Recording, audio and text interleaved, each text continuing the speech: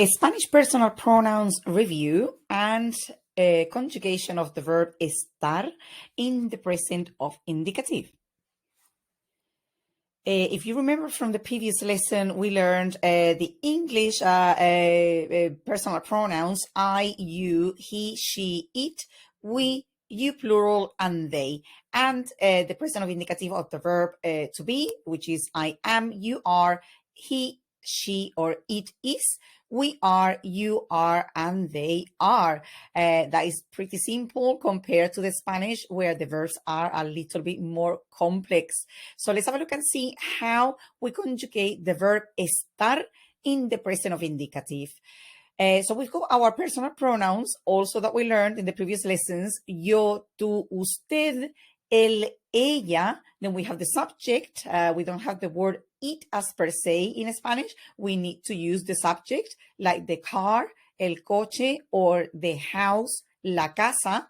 And then we have the plurals, the personal pronouns in the plurals. We have nosotros, nosotras for feminine plural, vosotros, vosotras, for you plural in the masculine and the feminine, ustedes, and then ellos, ellas, ustedes. So let's remind ourselves that usted and ustedes are the Spanish forms that we use to address somebody we don't know. Usted for the singular, which equals you, and ustedes for the plural, which equals vosotros and vosotras.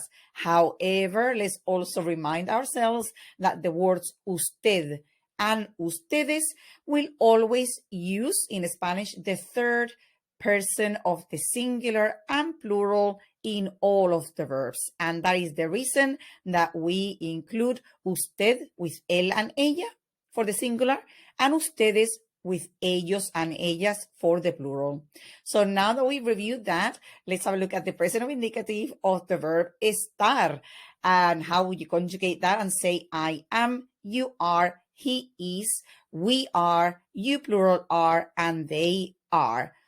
Yo estoy, tú estás, él, ella, usted está, nosotros estamos, vosotros estáis, ellos están.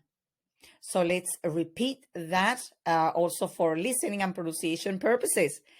Yo estoy, tú estás, él, ella, usted está, nosotros or nosotras estamos, vosotros or vosotras estáis, and ellos están, ellas están, ustedes están.